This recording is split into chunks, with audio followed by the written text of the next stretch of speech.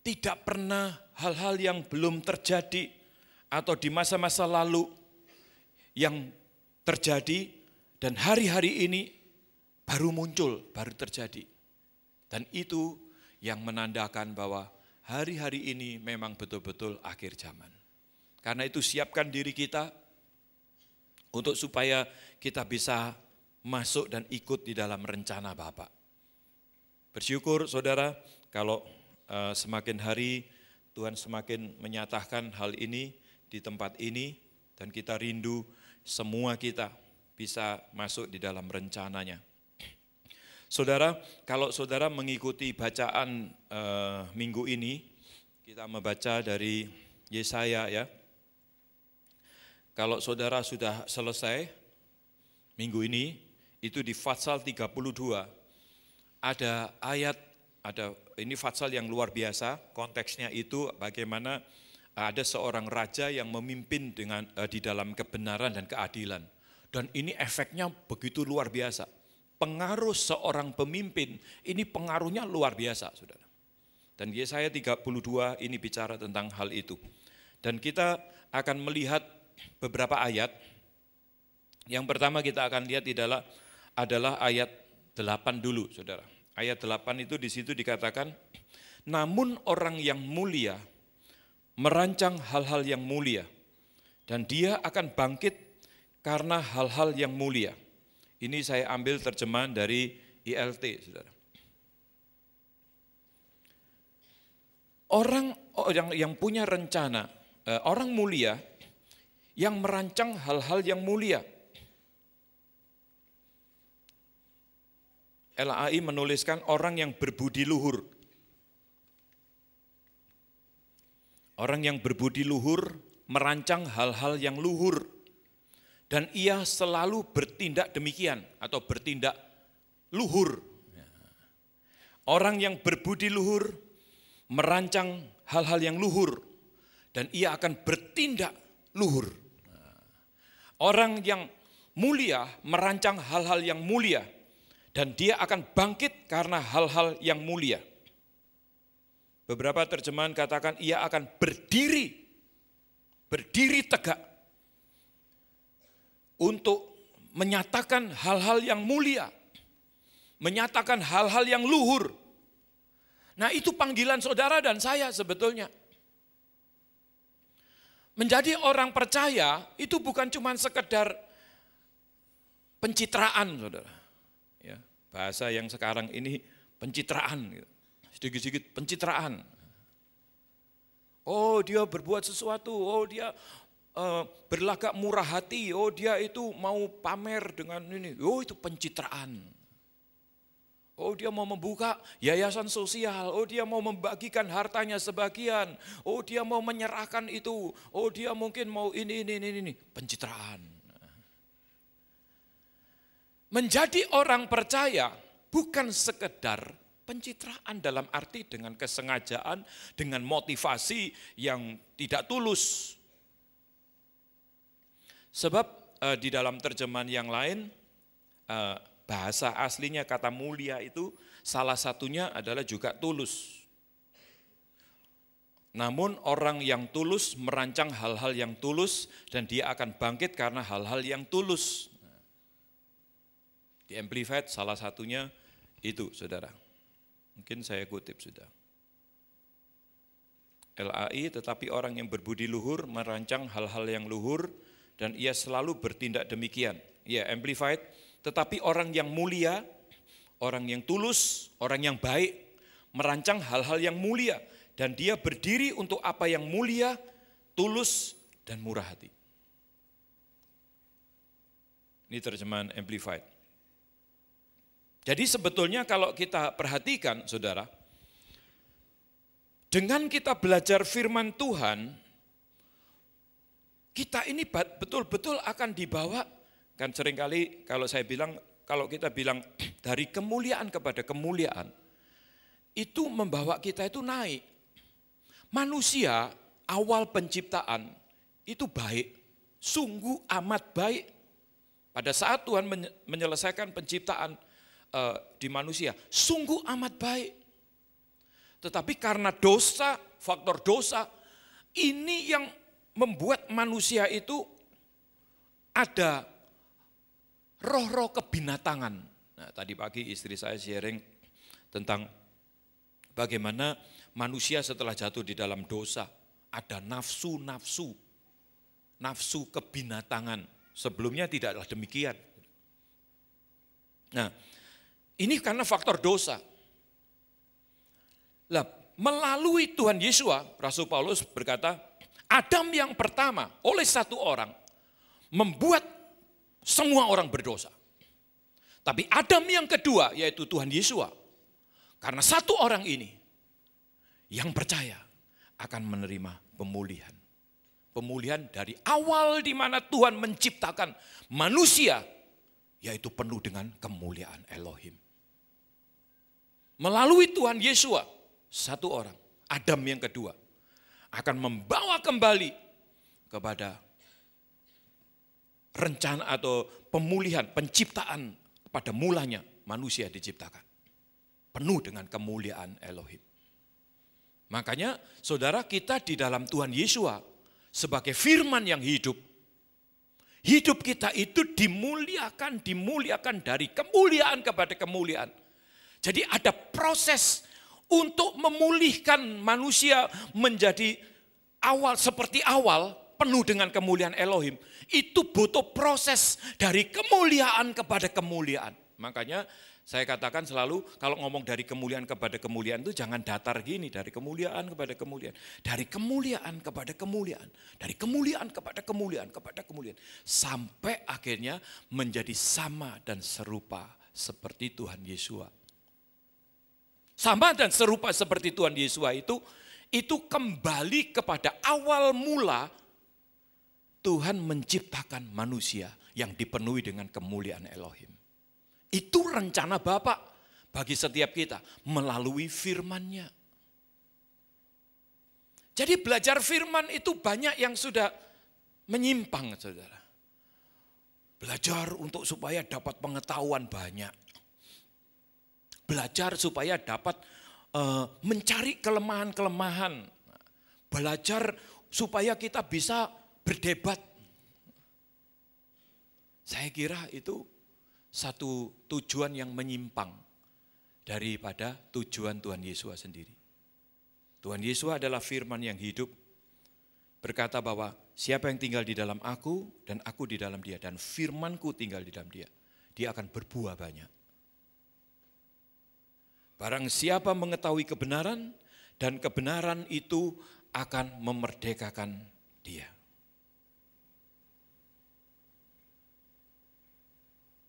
Saudara, kebenaran dan apabila anak manusia itu memerdekakan seseorang, dia benar-benar merdeka.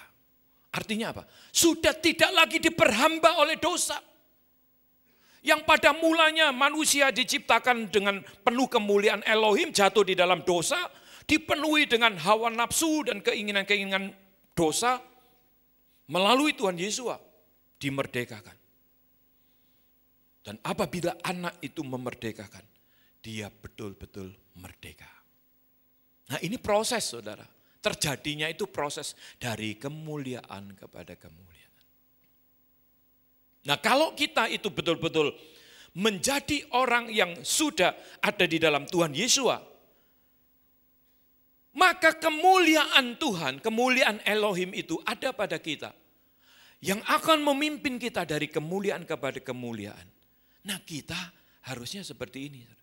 Orang yang mulia, dia merancang hal-hal yang mulia.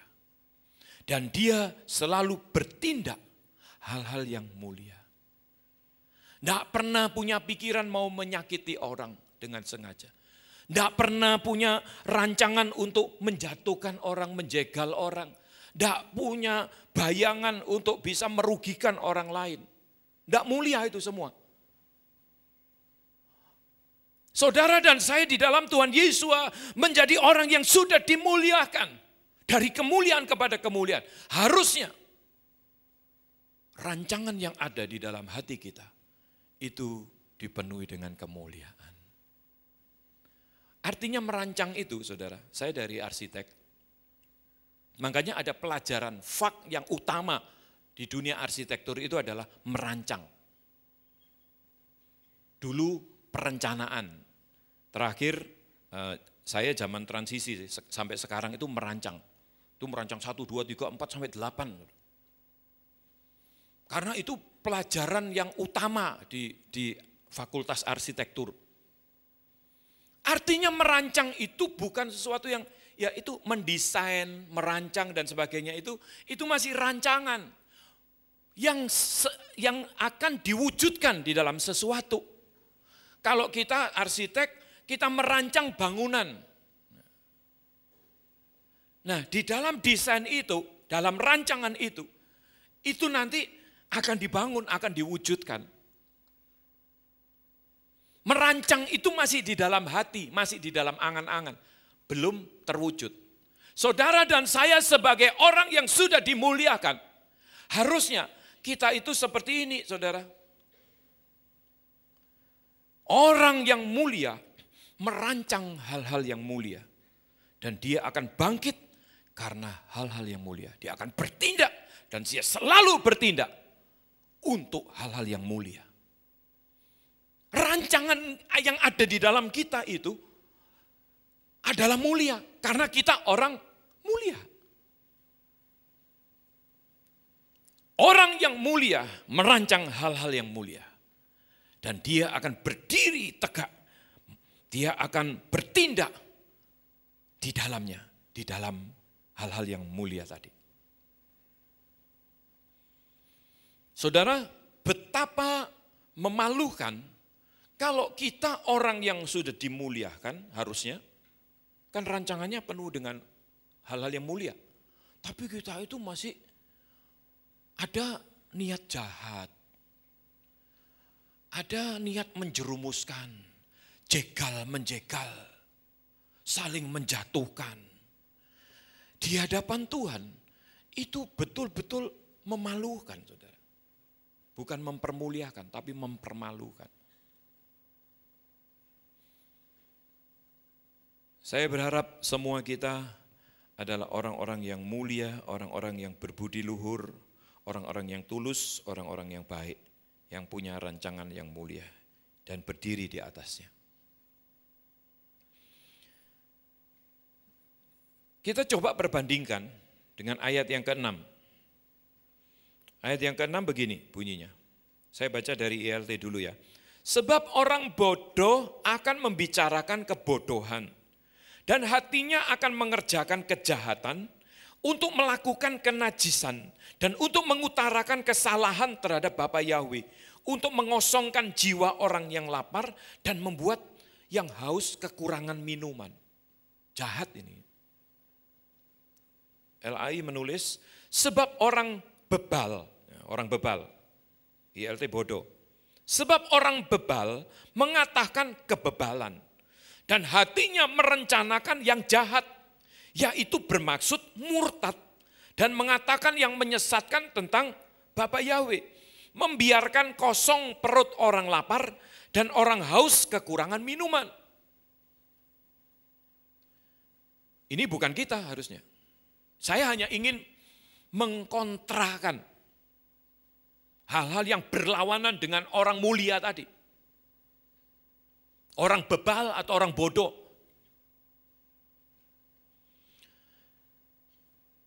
Orang bodoh itu membicarakan kebodohan. Hatinya akan mengerjakan kejahatan. Jadi hatinya itu sudah jahat.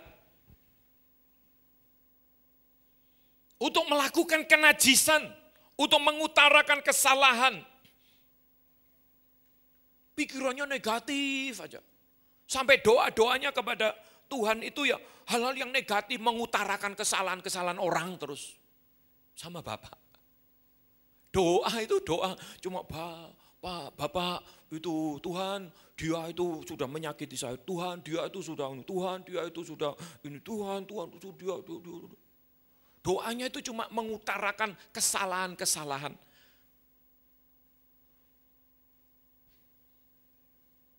Untuk mengosongkan jiwa orang lapar. LAI dikatakan di situ membiarkan kosong perut orang lapar.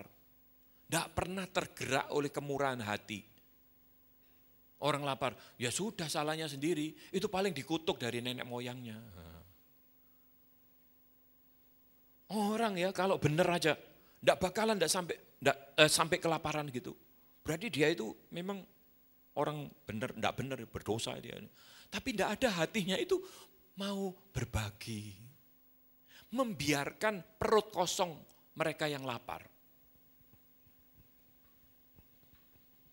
Jadi kalau kita melakukan untuk membagi sembako, kita memberikan makan orang miskin, itu bukan pencitraan saudara.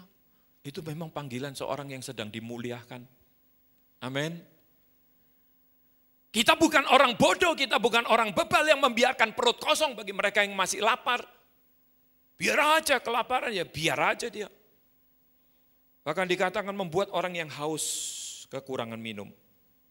LAI berkata orang haus kekurangan minuman. Membiarkan orang haus yang kekurangan minuman. Saudara, mari kita orang yang mulia bertindak hal-hal yang mulia. Hatinya bahkan dipenuhi dengan perkara-perkara yang mulia. Perkara-perkara yang luhur, perkara-perkara yang penuh dengan kemurahan hati. Ini orang yang dipulihkan loh. Dari orang berdosa, dikembalikan kepada ciptaan yang mula-mula yang penuh dengan kemuliaan Elohim di dalam Tuhan Yesus. Kita lakukan hal-hal seperti ini, saudara. Ya, ini ayat yang ke-6. Ayat yang ke-7, ini perbandingan aja. Dan orang kikir, ini dari ILT ya, senjatanya adalah jahat. Dia merancang rencana jahat untuk menghancurkan orang miskin dengan kata-kata dusta. Bahkan ketika orang yang membutuhkan membicarakan keadilan. Saya baca dari LAI. Kalau penipu, akal-akalnya adalah jahat. Ia merancang perbuatan-perbuatan keji untuk mencelakakan orang sengsara dengan perkataan dusta. Sekalipun orang miskin itu membela haknya. Orang yang berpura-pura membela orang kecil, dia itu ada di hatinya Tuhan. Saudara akan sungguh-sungguh untuk berdoa buat bangsa ini. Indonesia itu ada di hatinya Tuhan. Ada ayat-ayatnya. Negara mana sih yang terdiri dari banyak pulau-pulau? Kepulauan di Indonesia ini ada 17.000 pulau lebih. Tidak ada yang mengalahkan di dunia. Itu ada di dalam kitab suci loh. Di mana negara yang ada di naungan nama Bapak? Indonesia. Yahukimu sampai pulau Weh. Yahweh. Timur ke barat, bukan barat ke timur. Sabang Merauke itu barat ke timur. Sabang itu adalah kota. Pulaunya namanya Pulau Weh. Jadi kalau misalnya kotanya misalnya di sini gitu ya. Pulau W-nya segini. Masih ada yang lebih barat. Kalau Pulau W, oh itu masuk semua. Sampai ujung-ujung pinggiran masuk kan. Merauke di sini itu hampir segaris, bahkan Yahukimu kabupaten yang terbaru itu lebih timur sedikit dari Merauke. Sabang Merauke itu barat ke timur. Tapi firman Tuhan berkata dari timur ke barat itu hal kedatangan Tuhan. Seperti sinar yang memancar dari timur ke barat. Dari Yahukimu ke Pulau Weh.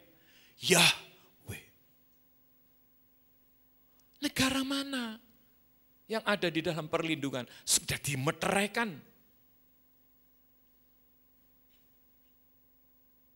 Saya betul-betul mengagumi saudara. Dan bersyukurlah kita yang tinggal di negeri ini. Doakan terus. Kita berdoa terus.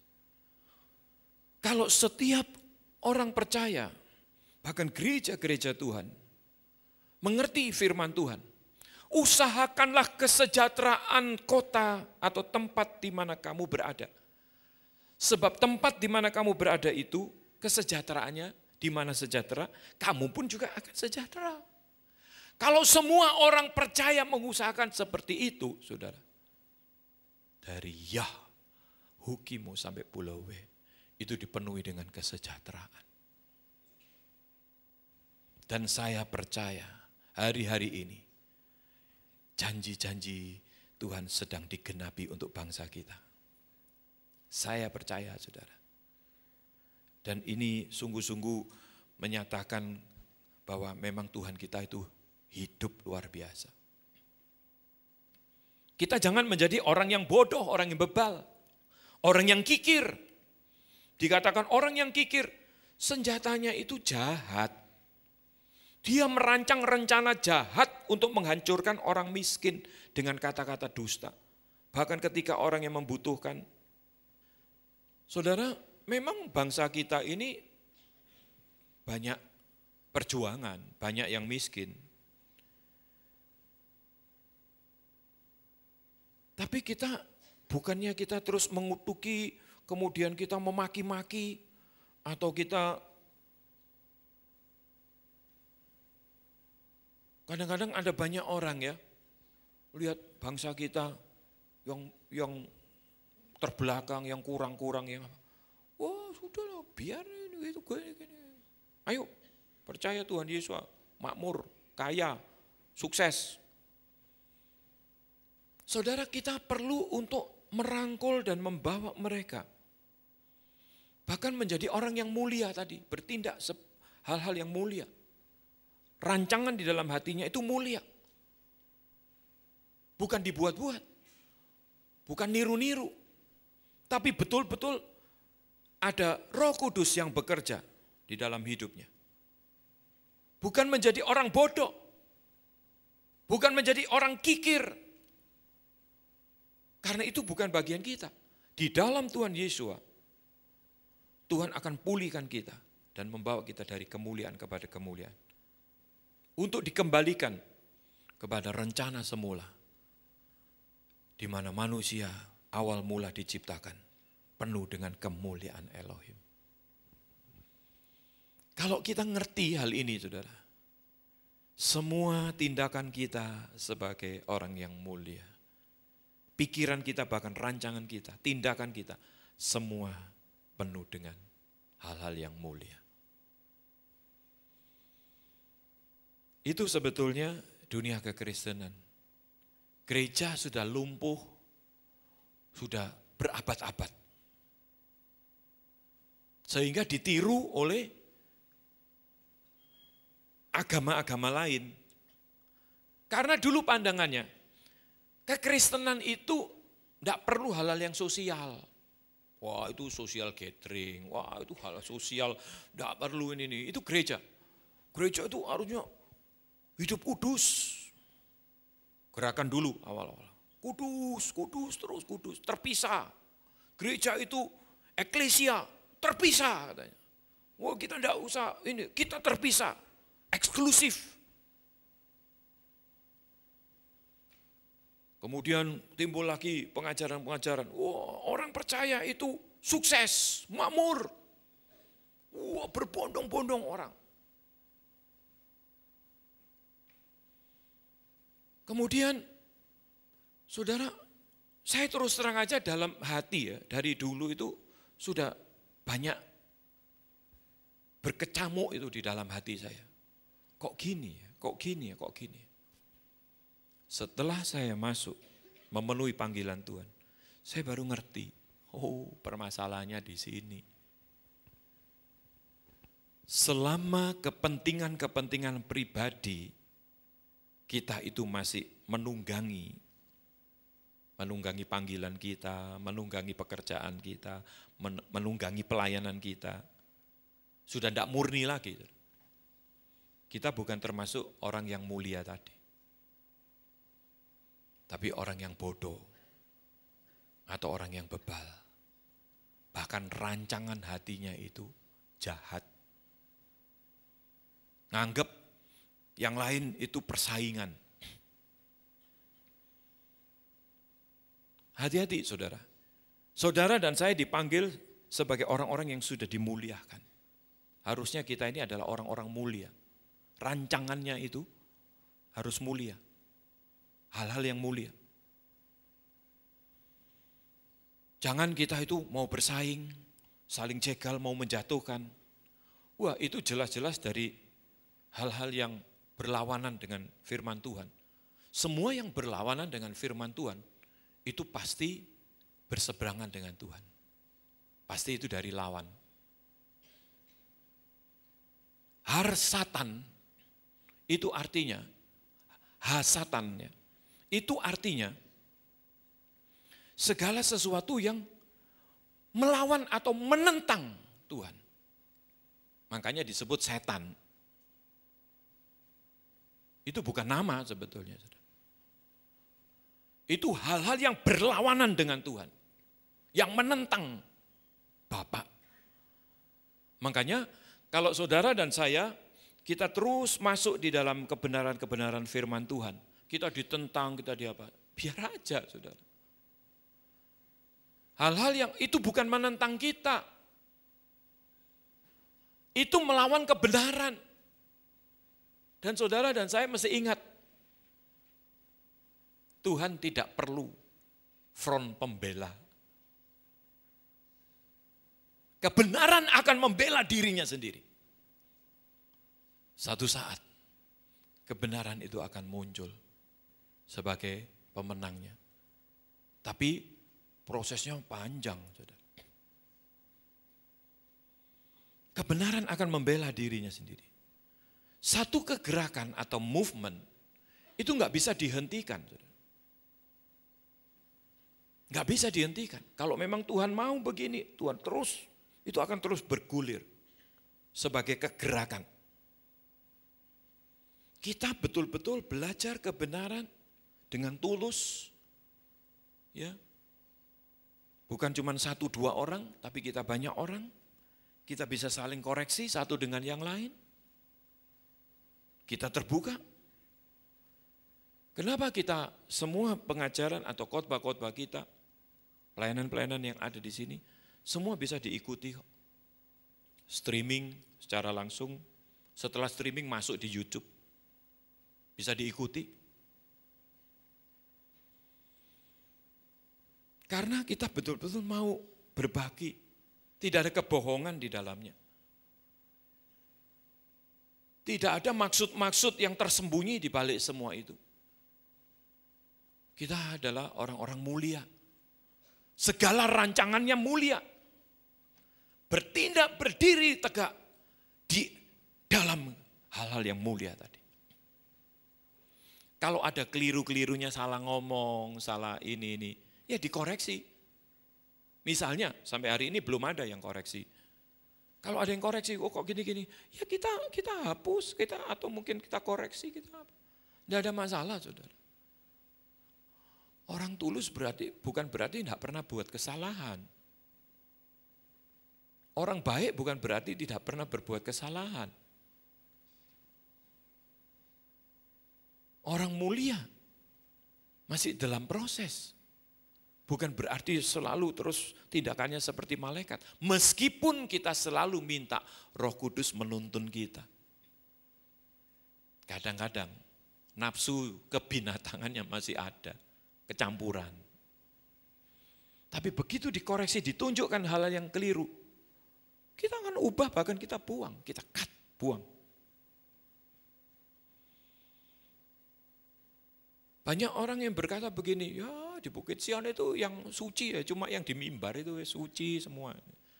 Sama saudara. Kita sedang masih ada di dalam proses. Saya pun masih dalam proses. Pernah jatuh, pernah kepleset. Tapi jangan sampai tergeletak. Bangun lagi. Ini yang disebut proses.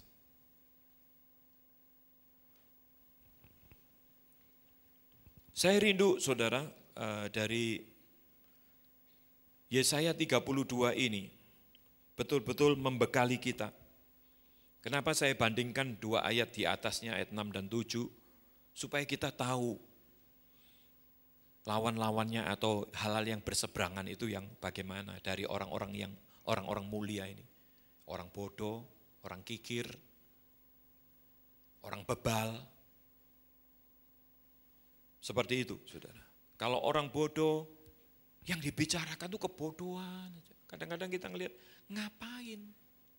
Saudara, kalau kita ngerti, orang yang bodoh hanya membicarakan hal yang kebodohan, mengerjakan kejahatan, melakukan kenajisan, mengutarakan kesalahan terhadap Bapa kita, mengosongkan jiwa orang yang lapar, membuat orang haus tetap haus.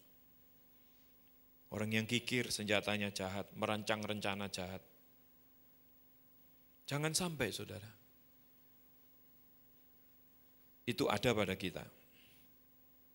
Nah, saudara, kalau misalnya kita itu mau, kita ngerti ya panggilan kita berada di dalam kebenaran, kita memberitakan kebenaran.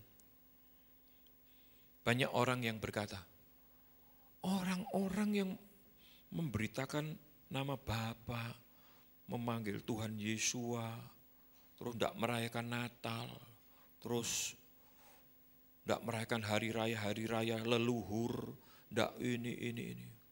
Dia ngomong sesat, memecah belah. Ya, Tuhan Yesus datang ke dunia tidak membawa perdamaian. Kalau enggak disalib. Yohanes Pembaptis, kalau dia toleransi, dia enggak sampai dipenggal kepalanya. Murid-murid waktu itu enggak sampai jadi martir kalau mereka tidak menyatakan kebenaran. Makanya saudara, paling tidak kita mesti ngerti firman Tuhan.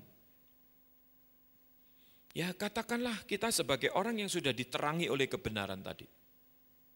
Misalnya kita dikatai sesat. Ya kita harus tahu saudara, sesat itu apa? Mungkin di antara kita yang sudah sering dengar, tapi kita sendiri nggak bisa menjabarkan, sehingga kita nggak bisa jawab. Kita harus tahu.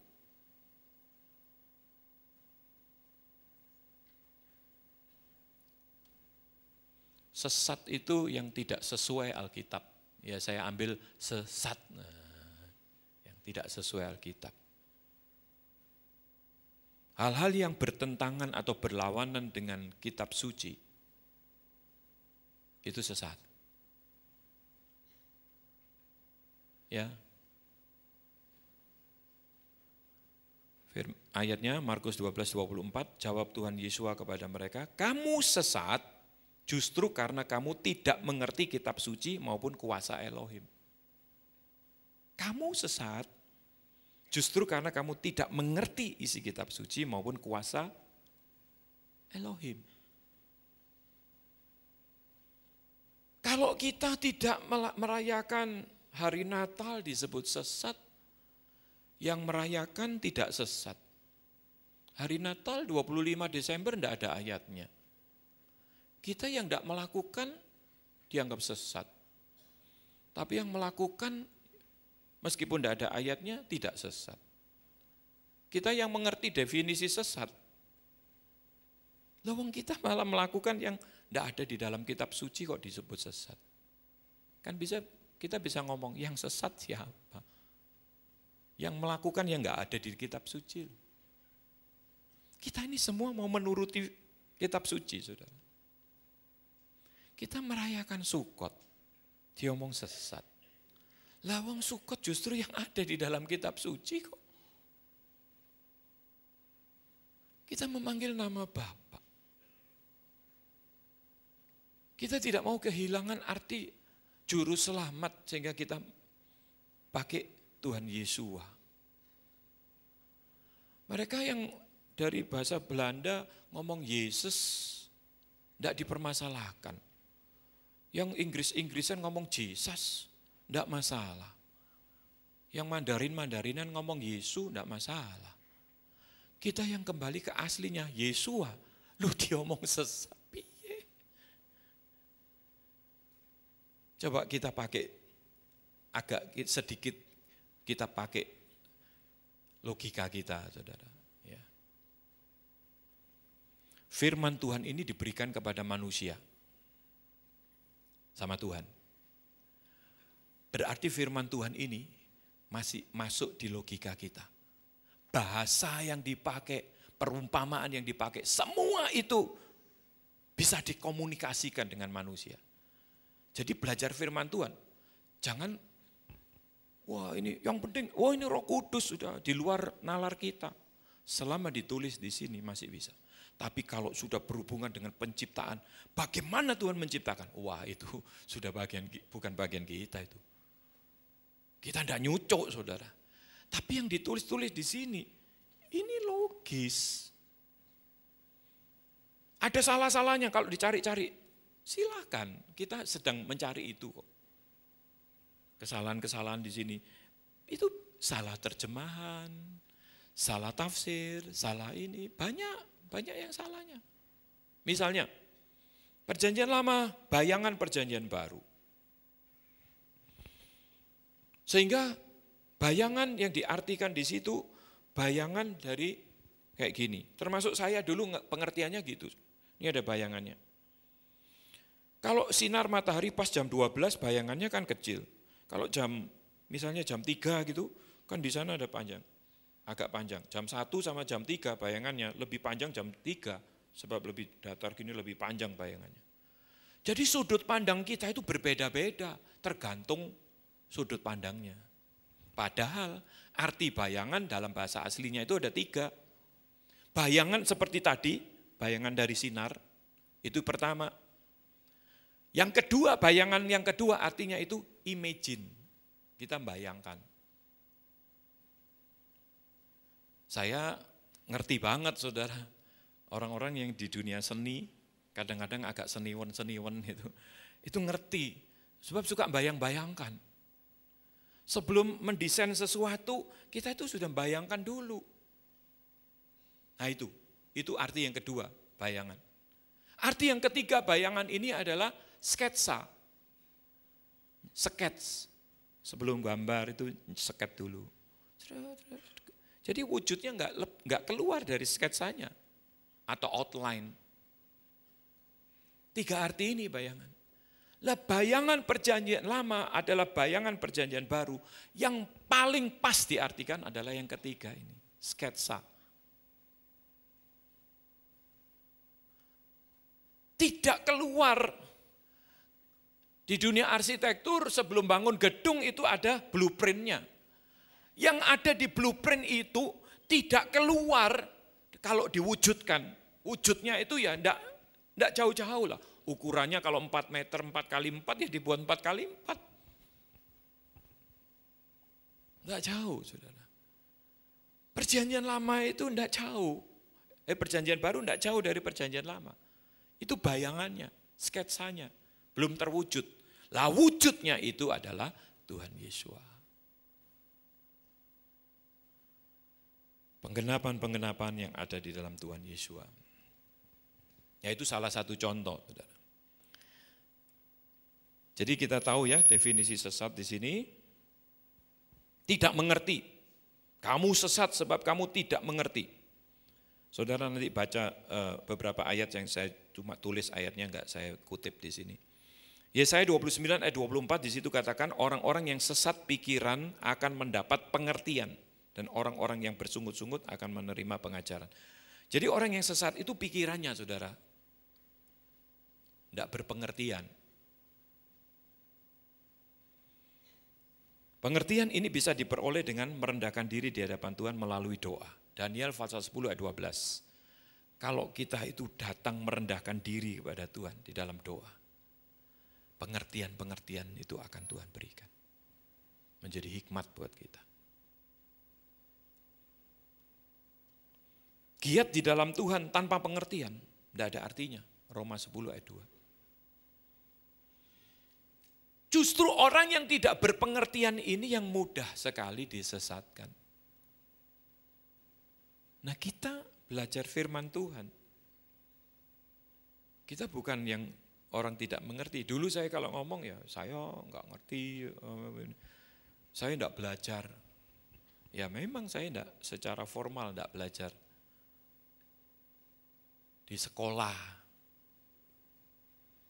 Tapi kalau firman Tuhan belajar.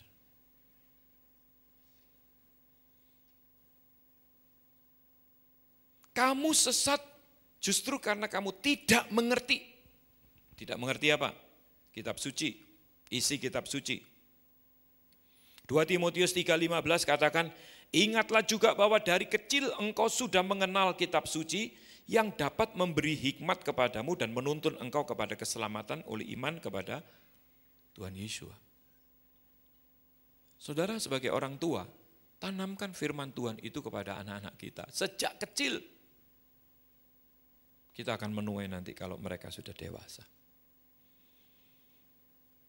Tanamkan firman Tuhan. Seperti Timotius. Yang dapat memberi hikmat kepadamu. Hikmat di sini bukan pinter di sekolah. Ya itu pasti bonusnya ada lah. Seringkali banyak orang tanya, oh ya kelas berapa? Sama anak-anak kami. Oh kelas ini. Oh pasti juara ini. Sebab biasanya anak-anaknya hamba Tuhan itu juara. Biasanya, pasti ada yang luar biasa juga. Itu tafsir orang seringkali kalau hikmat itu pengetahuannya banyak atau di gelarnya banyak. Gini. Hikmat di sini bukan itu. Hikmat di sini yang berhubungan dengan keselamatan oleh iman kepada Tuhan Yesus. Orang yang betul-betul selama hidup di dunia ini memperhatikan perkara-perkara rohani, itu adalah orang berhikmat. Kalau orang tidak mementingkan perkara-perkara rohani, dia itu bukan orang berhikmat, meskipun gelarnya rentetan. Di dunia gelarnya banyak, tapi tidak terlalu mementingkan hal-hal rohani. Itu bukan orang berhikmat. Sejak kecil, engkau sudah mengenal kitab suci yang dapat memberi hikmat kepadamu dan menuntun engkau kepada keselamatan oleh iman kepada Tuhan Yesus.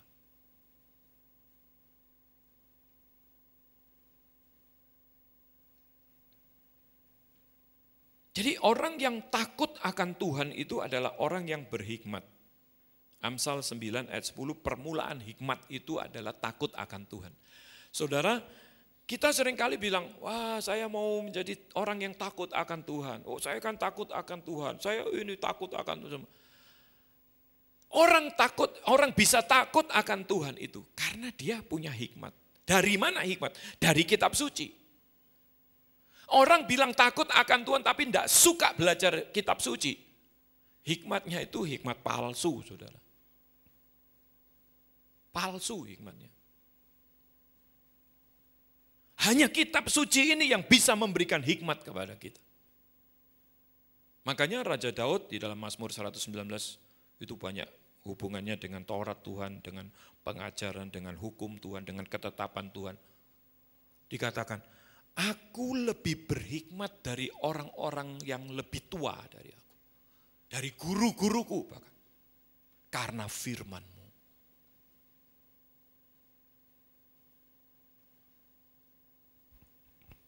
Kenyataannya dan memang iya. Ini ayatnya, saudara. Amsal 9:10, takut akan Bapa Yahweh adalah permulaan hikmat. Dan pengenalan yang maha kudus akan yang maha kudus adalah pengertian.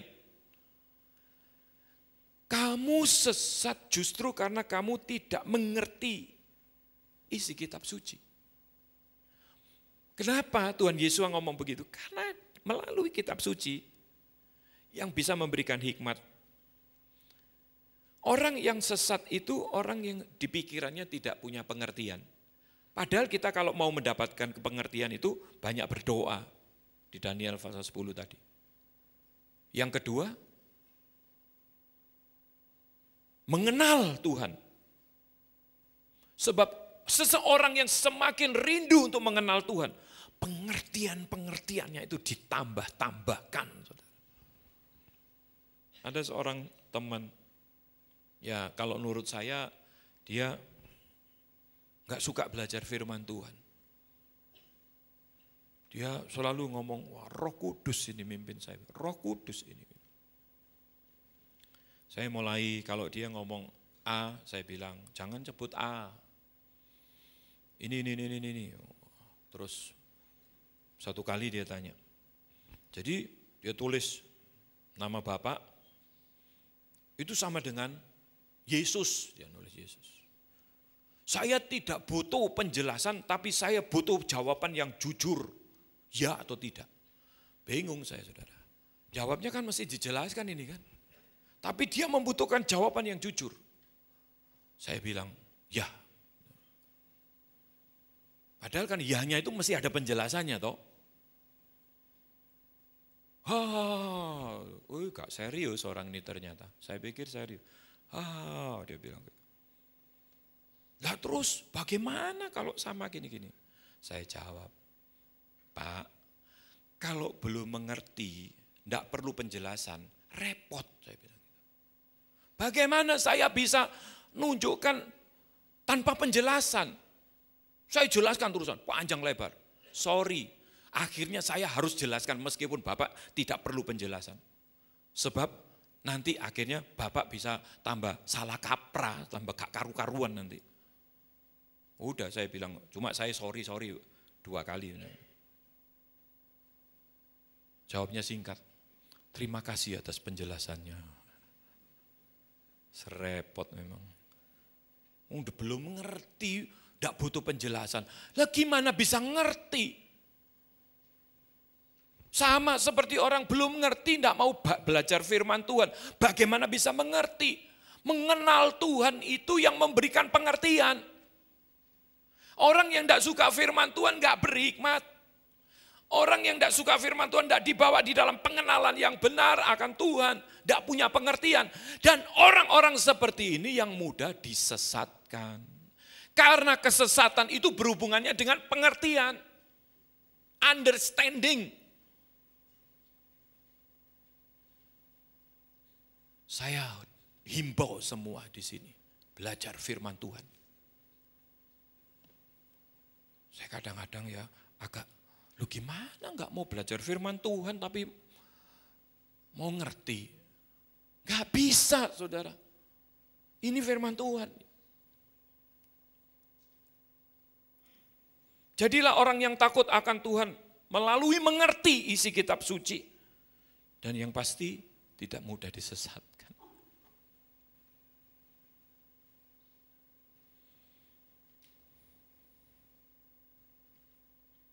Mengerti isi kitab suci, tidak mudah disesatkan.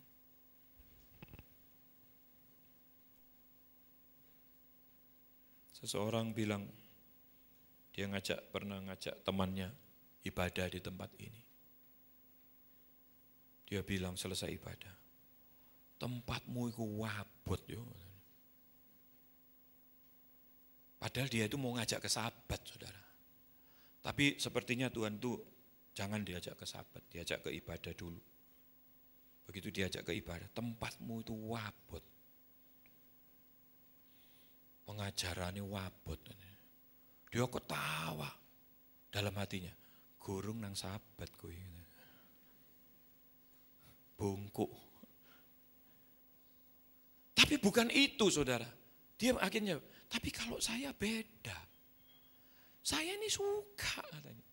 Saudara, sukai firman Tuhan. Ini memang gak bisa dipaksa. Ini harus ada kerinduan dari dalam. Untuk mau mengenal Tuhan lebih. Untuk memiliki hikmat yang lebih lagi. Jadilah orang berhikmat. Jangan ngomong takut akan Tuhan kalau kita gak suka kitab suci lah. itu takut akan Tuhan yang palsu. Sebab permulaan hikmat itu adalah takut akan Tuhan. Lah hikmat itu diperoleh dari kitab suci. Yang mana bisa kita jadi orang yang takut akan Tuhan kalau kita enggak mau belajar kitab suci. Kamu sesat justru karena kamu tidak mengerti isi kitab suci maupun kuasa Elohim. Kuasa Elohim seringkali dihubungkan dengan Roh Kudus. Kisah 1:8, tetapi kamu akan menerima kuasa kalau Roh Kudus turun ke atas kamu dan kamu akan menjadi saksiku di Yerusalem dan di seluruh Yudea dan Samaria dan sampai ke ujung bumi. Selalu kuasa Elohim selalu dihubungkan dengan Roh Kudus. Waktu malaikat bicara sama Maria di dalam Lukas pasal 1 ayat 35, dikatakan di situ bahwa Roh Kudus akan turun dan kuasa Elohim akan menaungimu.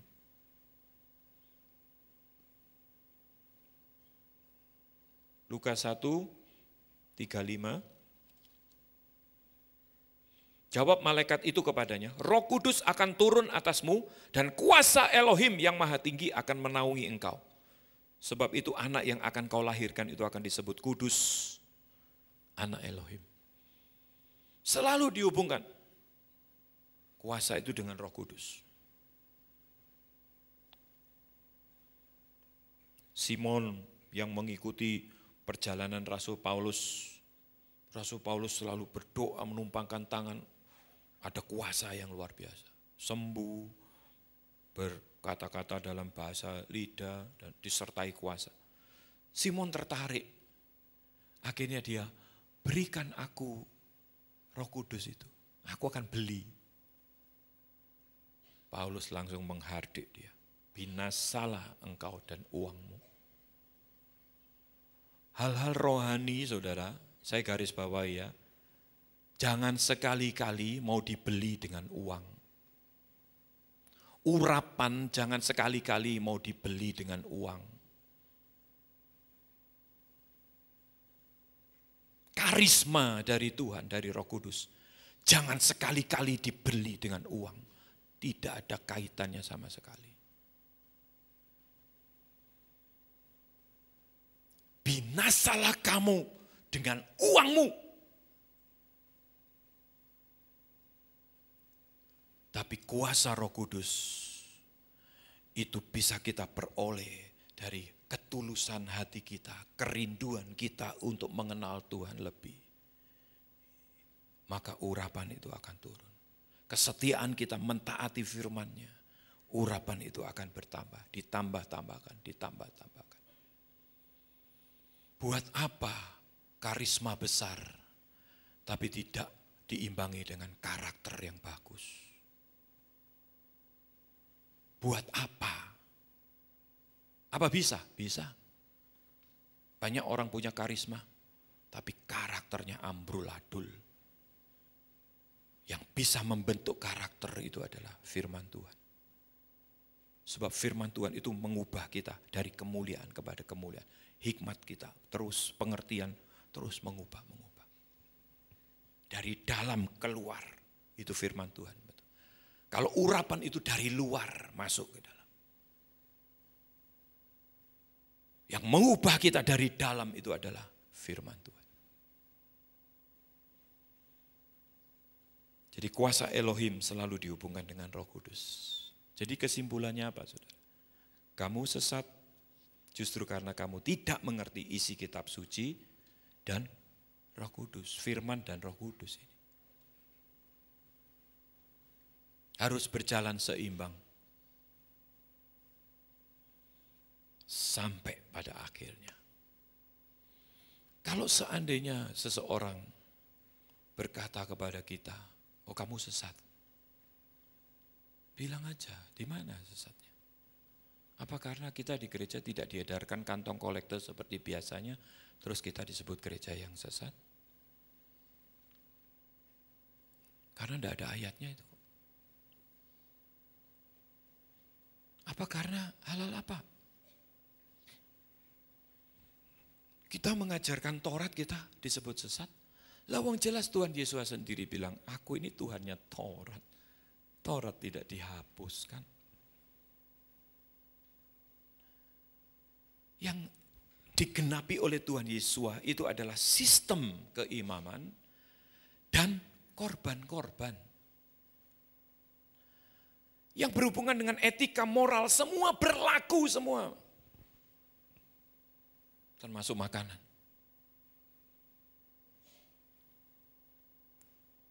Jadi kalau kita mengerti, semakin mengerti saudara, ya ini akan membawa kita untuk dari kemuliaan kepada kemuliaan terus.